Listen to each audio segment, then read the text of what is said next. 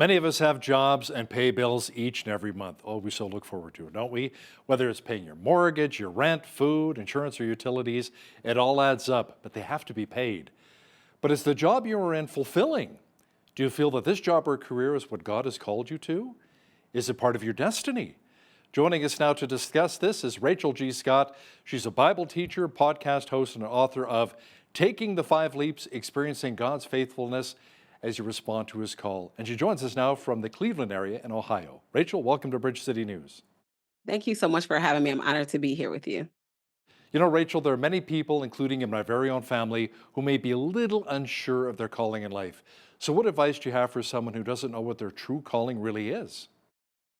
I love this question because one thing that I've learned is that our calling is just that thing that we feel the nudging to do. And I like to say that it is that way that we find we can influence, impact, and transform the world around us. So if you're trying to figure out where your calling is, what is that way that God is leading you to influence, impact, and transform the world around you? Now, once you do know what God is actually calling you to, can you give us a brief overview of the five leaps to get you on the road to that calling? Absolutely. So I'm going to tell you what they each are individually and give you a short synopsis. So it's the fisherman, tent maker, builder, trailblazer, and shepherd. So fisherman, tent maker, builder, trailblazer, and shepherd. And the fisherman, I like to say, is the person who they are completely leaving their career to step into their calling. I think this is the one that we are often most nervous about or unsure about. But then we also have the second one, which is the tent maker.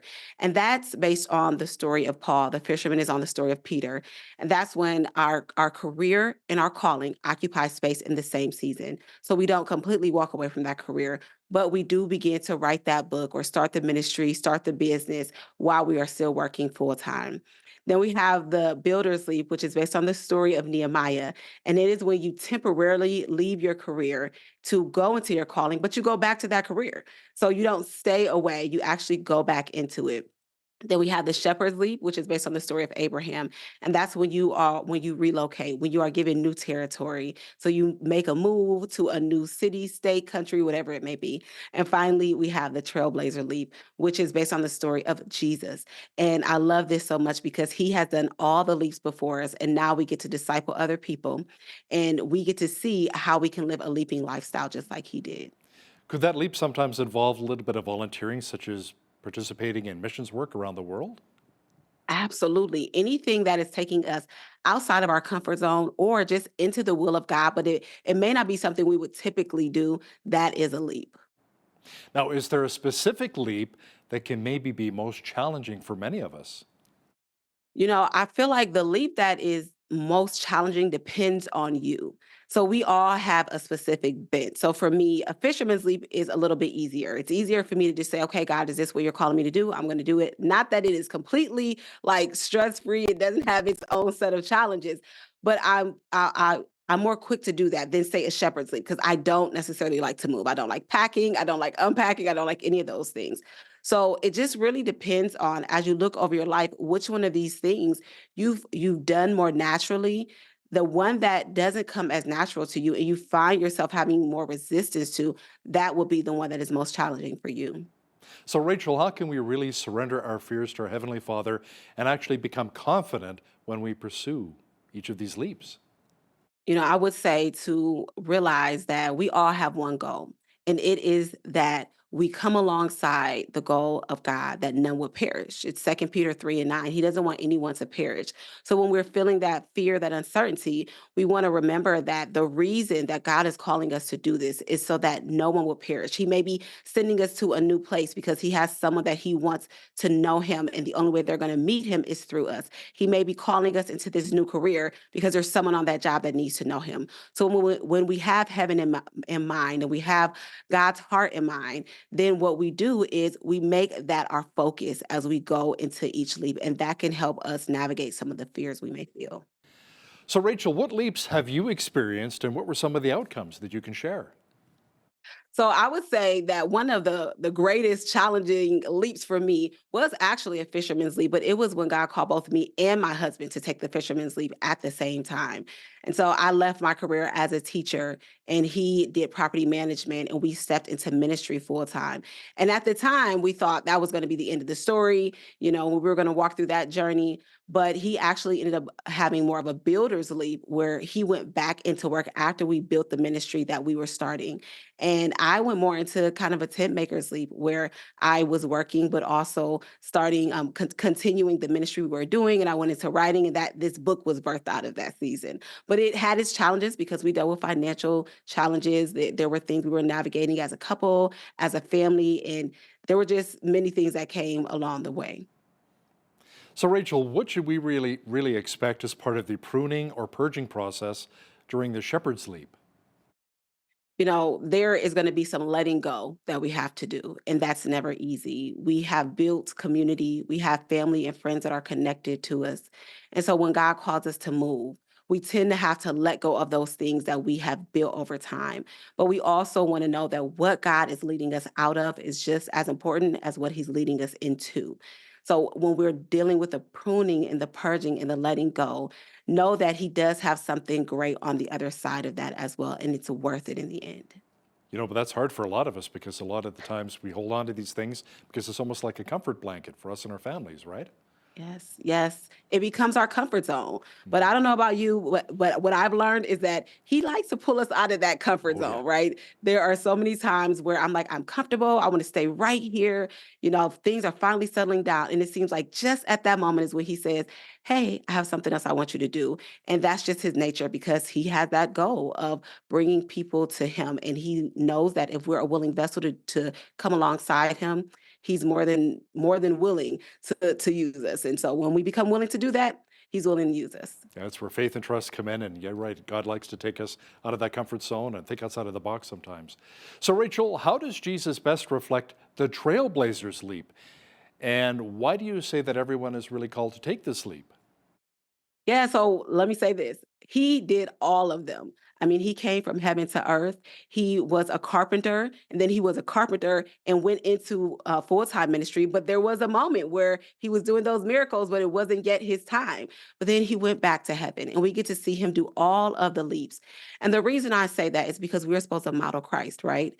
So when we look at the fact that we are supposed to model Christ, if he did all the leaps and he lived a leaping lifestyle, that's what we're called to do too. And when we have that mindset, it makes it so much easier for us to say yes to God because we know that we're coming alongside something that Jesus has already done. So we're called to live a leaping lifestyle until we leap into glory.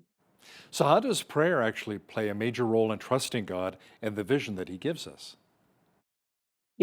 Prayer in and of itself is the way that we communicate. It's the way that we communicate with God and He communicates with us. So we want to make sure that we cover everything that we do in prayer. One of the things that I did in the past is I would, what I like to say, put the cart before the horse. God would show me something and I would just go ahead and run and not get the full set of instructions of how to do that.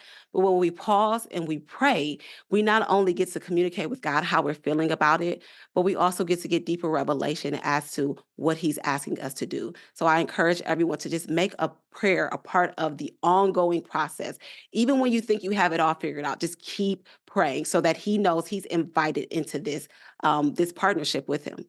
So, outside of prayer, then, are there other specific ways we should really prepare our hearts and minds for these leaps? Yes, there are some very practical things that you want to do. One thing I encourage people to do is to find someone that's been through it, find someone that has a ton of wisdom, and find someone that's in it with you, because those three people will help you navigate some of the challenges that you may face as you are walking through the leaps. But the other practical thing to do is to make a list.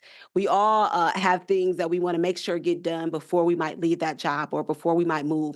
So making that list is going to help you to make sure you're checking off everything that's important to you, even if it's as simple as I want to make sure I have a going away gathering where everyone's invited to, or that I let people know in advance where I'm going and communicating with people. So making that list is really helpful along the way.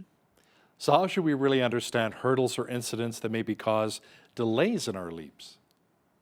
There's a difference between what I like to say a hurdle and a barrier. A barrier is it stops us. It says you cannot go any further. It's time to turn around. But a hurdle just means we need to strategize a little differently. We need to think outside of the box. So when a challenge comes while we are in the direction of making that leap, we need to determine, is this a barrier? Is this telling me to completely stop, that maybe there's another direction for me to go? Or is it a hurdle and I need to strategize differently as to how to move forward? So I would just encourage you to pay attention to which one is really happening. So, how do we really know, in fact, that it is God's will that we take a certain leap and not our own will? This is such a good question. It goes back to another question you asked, which is prayer. In that time of prayer, God reveals his will, but also studying the word. We want it to always line up with the word. So if he's asking us to do something, both of those things are an important part of knowing if it is his will. There are things that we want to do because we feel like I'm really good at this. I could do this. That thing that I can do is not always the thing that I should do. So looking at timing, prayer, and spending time in your word will really help you to know if you're in the will of God or you're just in your own will. So, as parents, how can we really encourage our children to take certain leaps of faith as well? I think about my son, he's getting ready to graduate here in a couple of days. And just this season for him has been a lot of leaps from first grade to second grade, third grade. Now he's going into college. And I want to encourage him, and I find myself encouraging him that, as long as you are in the will of God, you are headed in the right direction. So when we are teaching our kids, they watch us. We teach them best by doing it ourselves. And when they see us seeking God and they see us recognizing that we need him as we lead, we can't do it alone, they're going to model exactly what we do. So oftentimes the things that I do that's outside of my comfort zone, I don't do it just for myself. I do it because I know my kids are watching me and they're going to see the confidence that I carry in what God has led me to do. And it is often the very thing that he's going to lead them to do somewhere along the way. So realize that even in leaping, we are modeling what it looks like for our children because they are going to be called to do the same thing. So, Rachel, what happens when you pray as a family, let's say your husband and wife, and you know that you want to take a certain leap that it's God's will, but then you struggle sometimes and you run into these roadblocks and stumbling blocks, and your kids look at you like, are you sure that was God's will and not your will? So what kind of advice would you give to a couple that, you believe in your heart of hearts that it was God's will, but then sometimes you'll struggle along the way? Yeah, I think that that's what we have to do is that we have to realize that our heart was to follow God's will. That was what we wanted to do. However, one thing I have found is that God will course correct. If I feel like I went the wrong way, he puts me right back on the right course because he knows that I want to be in his will. And I go back to reading the word, I go back to prayer, but I also have authentic conversations with my kids because I want them to know the same thing. I want them to know that there's times that we feel like we heard God and we may have misheard him, or that we did hear him and we just may not see the fruit of it right in that moment, but there are some things that we see later on down the line. But we just continue forward and continue seeking him and continue moving in the direction that he's called us to. That's one thing I've noticed about our Heavenly Father. A lot of times it's the long game plan and not so much the short game plan, right? Yes. Rachel G. Scott is author of Taking the 5 Leaps, Experiencing God's Faithfulness as You Respond to His Call. Rachel, thanks so much for joining us today from Cleveland, Ohio. Thank you for having me.